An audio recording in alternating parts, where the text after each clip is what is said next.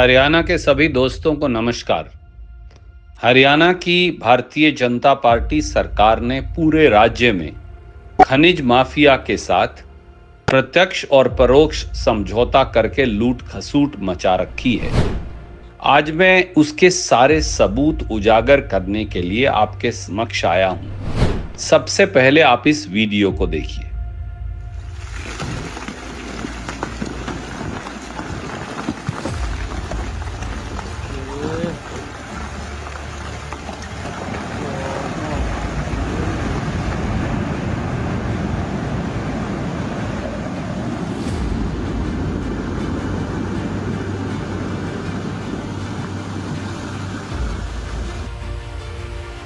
अवैध विस्फोटकों के जरिए जिस पहाड़ को तोड़ा गया है वो पहाड़ एक्सीडेंटल सीएम की नजर में आने से पहले नूह जिला के फिरोजपुर झिरका खंड में बड़ी शान से खड़ा था, आसमान को चूम रहा था।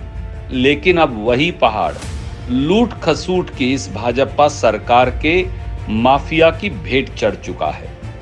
खान और भू विज्ञान विभाग पंचकुला ने अरावली पहाड़ के साथ हुए इस सरकारी अत्याचार की जब जांच की तो पता चला कि श्रीमान नायब सैनी जी और उनकी सरकार के संरक्षण में खनन माफिया अब तक 2200 करोड़ का पहाड़ चट कर चुके हैं।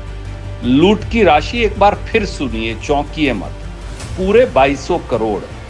कमाल की बात तो ये है कि इस मामले को लेकर वन और खनन विभाग द्वारा पर्चा यानी मुकदमा भी दर्ज किया, लेकिन गिरफ्तारी तो बहुत दूर की बात है।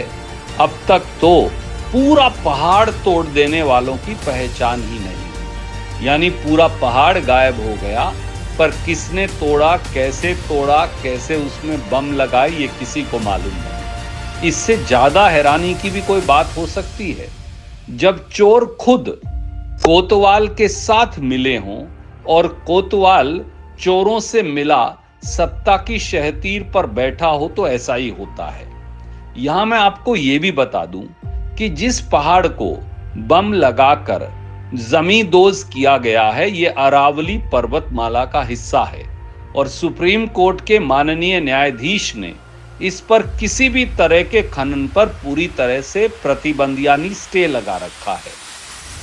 हरियाणा हाई कोर्ट के जजों ने तो पूरे राज्य में हर तरह के अवैध खनन पर प्रतिबंध लगाते हुए सरकार को इस मामले में सख्त दिशा निर्देश दिए, लेकिन श्रीमान नायब सैनी की सरकार अपने आकाओं की शह पर खुलेआम पूरे राज्य में जल जंगल और जमीन के अवैध खनन को बढ़ावा दे रही है। यमुना नदी में हर रोज लाखों के रेत के अवैध खनन का आलम यह है कि नदी ने अपना रास्ता ही बदल लिया।